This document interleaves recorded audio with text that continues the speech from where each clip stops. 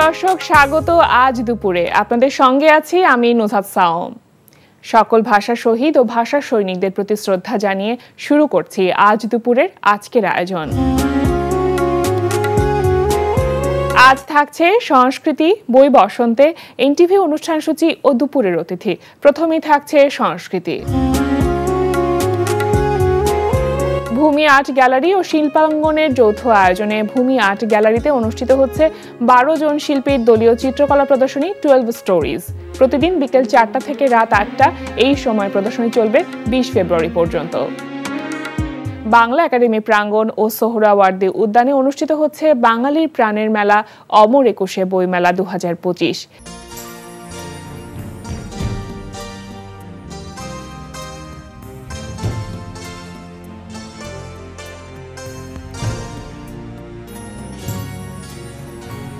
ছুটির দিন ব্যতীত বইমেলা প্রতিদিন বিকেল 3টা থেকে রাত 9টা এবং ছুটির দিন বেলা 11টা থেকে রাত 9টা পর্যন্ত খোলা থাকছে।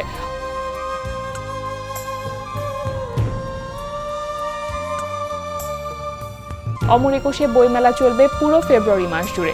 লেখক, পাঠক ও প্রকাশকের এই মিলন মেলায় আপনিও অংশগ্রহণ করুন। বই আমাদের জ্ঞানের ভাণ্ডারকে সমৃদ্ধ করে, একই সাথে কল্পনার শক্তিকে প্রসারিত করে।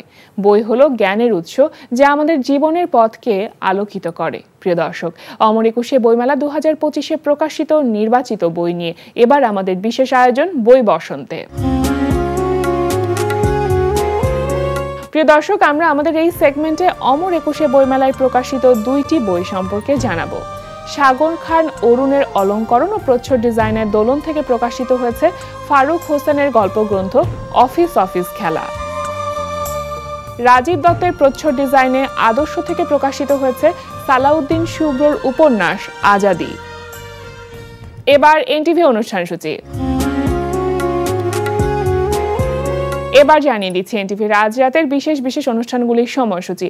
সন্ধ্যা 6টা 15 থাকছে বিশেষ টক শো সংলাপ প্রতিদিন।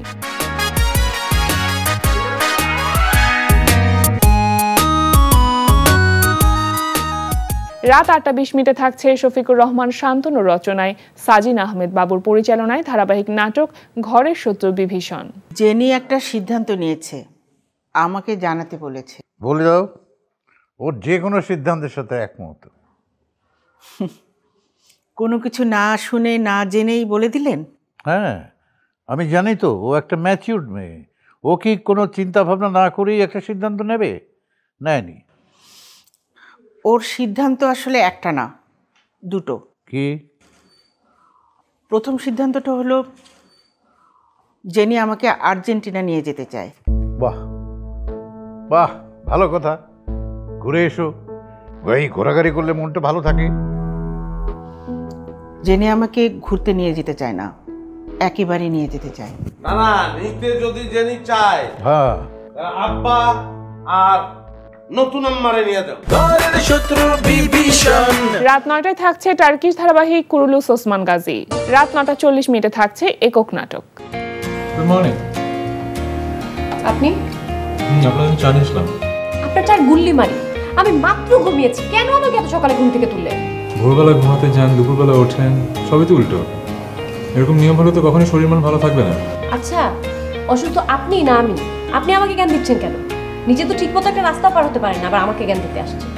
আর আপনার না আজকে চলে যাওয়ার কথা, আপনি কখন যাচ্ছেন? যাবো, একটু পরে চলে যাবো। চাটা খান, তারপর চলেন আমার সাথে মর্নিং ওয়াকে যাবেন।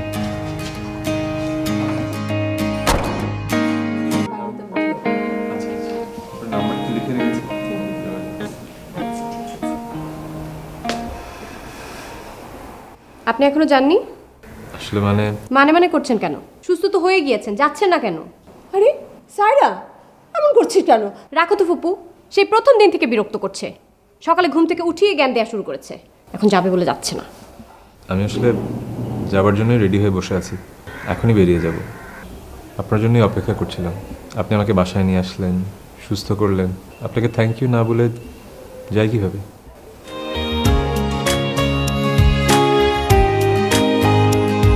রাত 11টা 30 সরাসরি সম্প্রচার হবে টক শো এই সময়।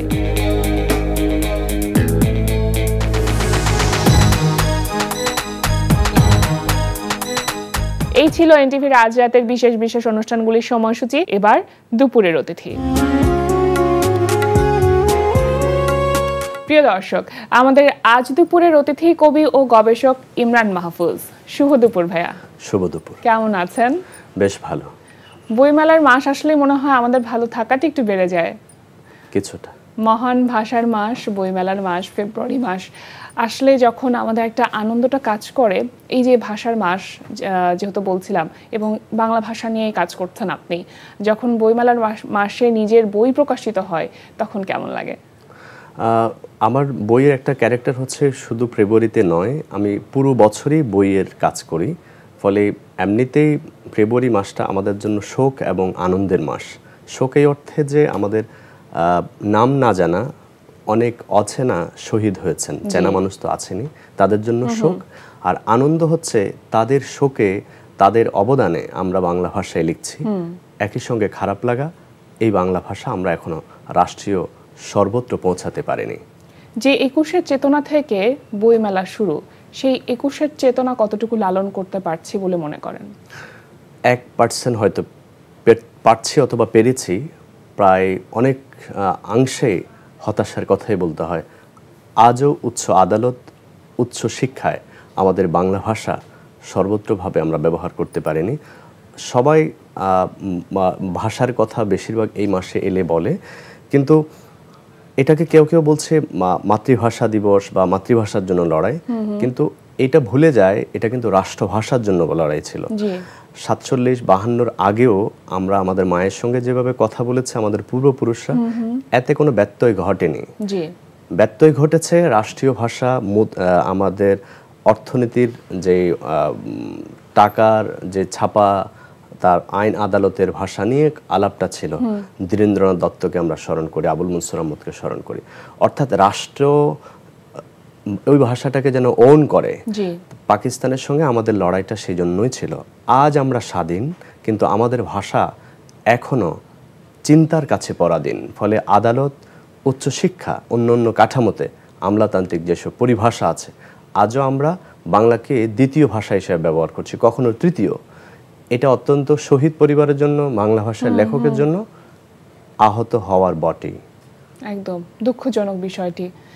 এবারের বইমেলাতে সবকিছু মিলিয়ে কি মনে হলো যে অন্যান্য বছরের বইমেলাগুলোর চাইতে এই বছরের বইমেলা কি খানিকটা আলাদা কিনা? আসলে আপনাকে আমি একটা উদাহরণ বলি। ধরেন আমি একটু আগে হেঁটে এসেছি, মানুষের চরিত্র এগিয়ে যাওয়া, মানুষের চরিত্র কখনো আপনি এক নাগাড়ে 2 থেকে 3 মিনিট পেছনে হাঁটতে পারবেন না, পশ্চাৎগামিত হতে পারবেন না। মানুষের ধর্ম এগিয়ে যাওয়া। আমরা এবারের মেলায়ও কিছুটা এগিয়েছি, তবে যেহেতু গণ অভ্যুত্থান পরবর্তী মেলা, সেই জায়গা থেকে যে আশা, সেটার জন্য একটু সময় লাগবে। বইমেলাতে অসংখ্য বই যেগুলো স্বাধীনতা পরবর্তী মানুষ পড়ার ক্ষেত্রে, বিক্রির ক্ষেত্রে উদারভাবে বিক্রি করতে পারেনি, সেটা অনেকাংশে পেরেছে। বিশেষ করে ইতিহাসের বই, সাহিত্যের বই, গল্পের বইও ইতিহাস আশ্রিত। এই জায়গা থেকে এবারের মেলা অনেকটা বটপাতার মতো হৃদয় উজাড় করা মেলা। যে বাক স্বাধীনতার জন্য এত কিছু, সেই বাক স্বাধীনতা মনে হয় বইয়েও প্রকাশিত হয়েছে অনেকটা কিছুটা। আচ্ছা, এবারের বইমেলায় আপনার কি বই এসেছে? আমার বইয়ে এসেছে আড়ালে পতনের উৎসব। এটি আমার 4র্থ কবিতার বই। আরেকটি বই বের হবে, এটি সম্পাদনা এবং গবেষণা, ইউপিএল থেকে। আর আবুল মনসুর আহমদ রচনাবলী সম্পাদনা করছি, ওইটা বের করছে বাংলা একাডেমি। সৈয়দ আবুল মকসুদ স্মারকগ্রন্থ বের হবে প্রথমা থেকে। সব মিলাই আমার মৌলিক বলতে যা বোঝায় কবিতার একটি, সম্পাদিত এবং গবেষণা 3টি। আচ্ছা, কবি যেহেতু আপনি একজন, বিভিন্ন রকম কবিদের প্রভাব তো নিশ্চয়ই আপনার মধ্যে কাজ করে, বা অনেক কবির বই আপনার পড়া হয়। আমরা জানি 15ই ফেব্রুয়ারি কবি আল মাহমুদের মৃত্যুবার্ষিকী ছিল। আল মাহমুদকে নিয়ে যদি কিছু বলতেন, যে তার কবিতাগুলো আপনাকে কিভাবে প্রভাবিত করেছে বা মুগ্ধ করেছে? আসলে আল মাহমুদের জীবন আমরা যখন পড়ি, যেভাবে বেড়ে উঠি, বা তার কবিতা বা তার গল্প, আমরা এই শহরে আজকে হয়তো আরবান ক্লাসে আমরা মানে একটা মেকিভাবে আছি, কিন্তু আমাদের বেড়ে ওঠা মাটির সঙ্গ থেকে, আমরা একেবারে গ্রাম থেকে এই শহরে আসা, কিংবা আপনারা আমরা যারা আছি তাদের কাছাকাছি গল্প একই রকম। যেভাবে রক্তের রং লাল, রক্তের গ্রুপটা আলাদা। আল মাহমুদের পরিবার হয়তো সৈয়দ পরিবারের, আমার পরিবার হয়তো কাজী পরিবারের, কিন্তু আমাদের দুঃখগুলো এক। ফলে আল মাহমুদ ভাষার কারণে, চিন্তার কারণে আমার অভিভাবক হয়ে উঠেছেন, আমার আত্মীয় হয়ে উঠেছেন। আমি অত্যন্ত আনন্দিত, ভাগ্যবান। আমি আল মাহমুদের সময়ে আমার কিছুটা উন্মেষ ঘটেছে। আমি আল মাহমুদের অল্প কিছুদিন শ্রুতি লেখকের সহকারী হিসেবে কাজ করার সুযোগ পেয়েছি।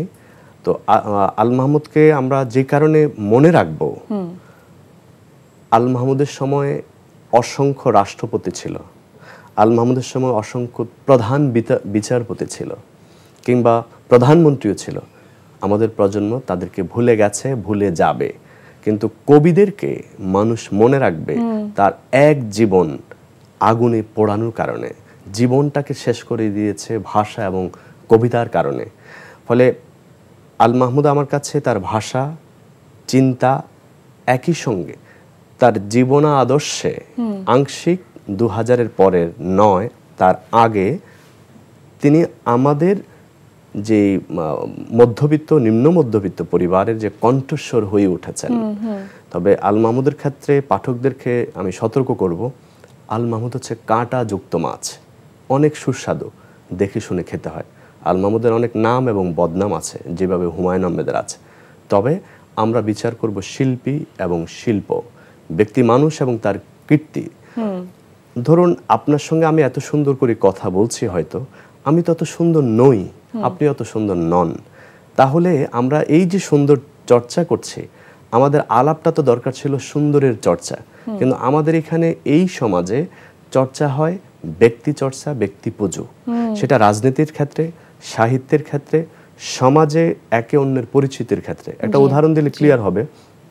ধরুন কারো একটি বইয়ের আমরা আলোচনা করছি, মঞ্চে দাঁড়ালাম, প্রথমেই বলবে তার সঙ্গে আমার 20 বছরের পরিচয়, তার সঙ্গে আমরা ছেলেবেলা কাটিয়েছি, তার এই বইটি যখন লেখা হচ্ছে আমরা একসঙ্গে আড্ডা দিয়েছি।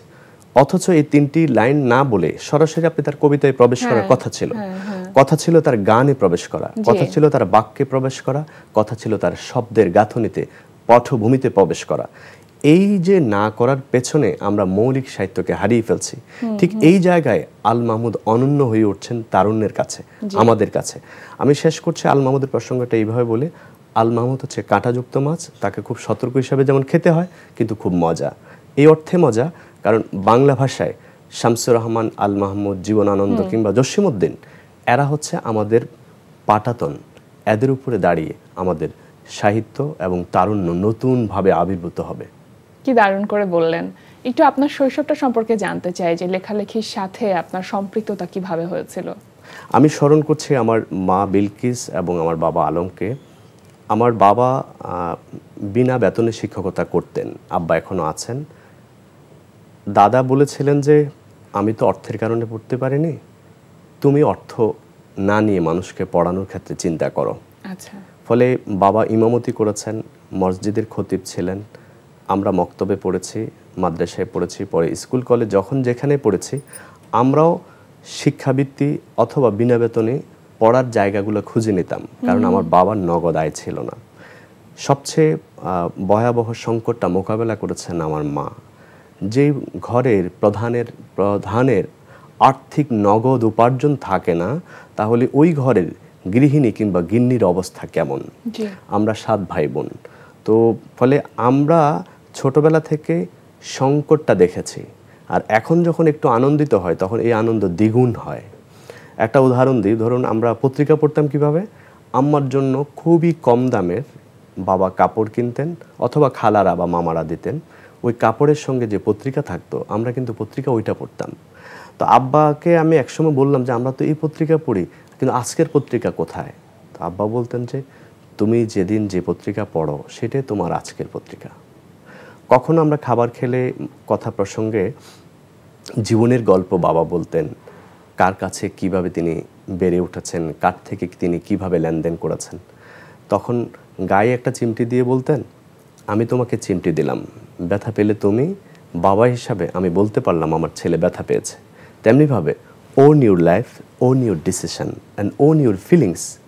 ফলে তোমার জীবন, তোমার অনুভূতি, তুমি এখন জীবনটা কোথায় কাটাবা সিদ্ধান্ত তোমার। এইভাবে ছোট ছোট গল্প বলে আমার বাবা আমাদেরকে একটি দীর্ঘ সাগর জীবনের দিকে ধাবিত করেছেন, আমাদেরকে আর্থিক সংকটের দিকে ধাবিত করেছেন, আমাদেরকে এই শহরের পরিত্যক্ত আবাসভূমিতে ছেড়ে দেননি, কিন্তু প্রতিটি সন্ধ্যায় আমরা বাবার সঙ্গে কাটাতাম।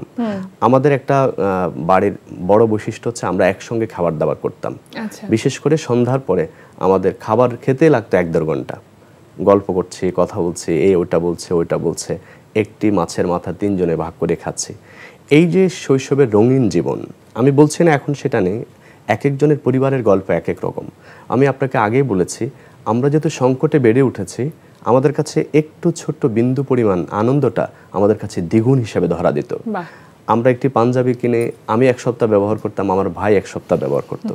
আমি দেখতাম আমার বোনরা সালোয়ার কামিজ যখন পরতেন, একজন ব্যবহার করতে 1 শুক্রবার, আরেকজন ব্যবহার করে 1 শুক্রবার। এবং এগুলোর মধ্যে মনে হয় পারিবারিক বন্ধনটা আরো বেশি অটুট হয়। এই যে বেঁচে থাকার কথা বলছিলেন, বেঁচে থাকার গল্পগুলো বলছিলেন, সেখান থেকে মনে পড়লো কায়দা করে বেঁচে থাকুন, আপনার লেখা একটি বই, এবং এই বইটি পাঠকপ্রিয়তা পেয়েছে অসংখ্য।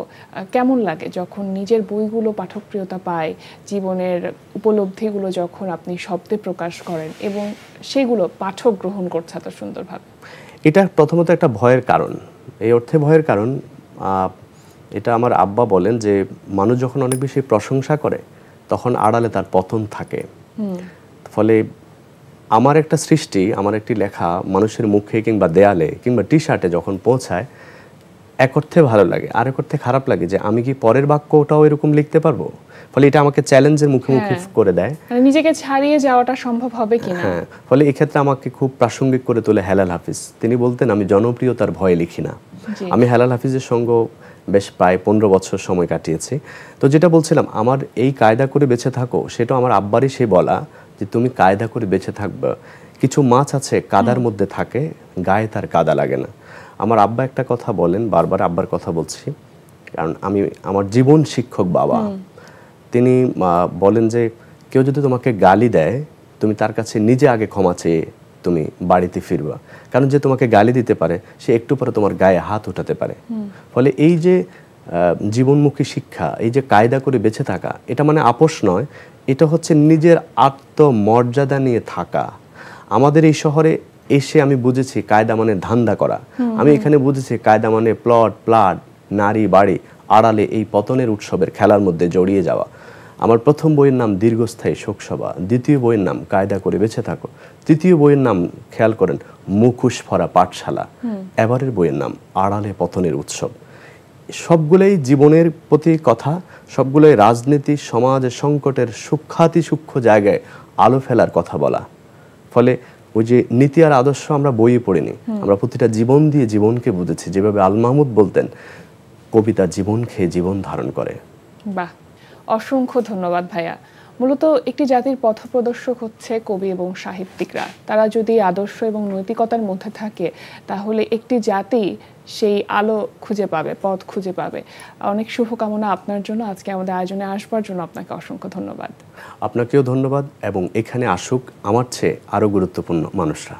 প্রিয় দর্শক, আমরা চলে এসেছি অনুষ্ঠানের শেষ প্রান্তে। অনুষ্ঠান সম্পর্কে আপনার মতামত জানাতে মেইল করুন আজ দুপুরে @ntvbd.com। বিশ্বের যে কোনো প্রান্ত থেকে যে কোনো সময় আজ দুপুরে দেখতে ভিজিট করুন আমাদের পূর্ণাঙ্গ ওয়েব পোর্টাল www.ntvbd.com।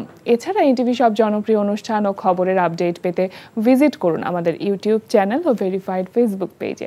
সবার মঙ্গল কামনায় আজকের মতো এখানেই শেষ করছি। শুভ দুপুর।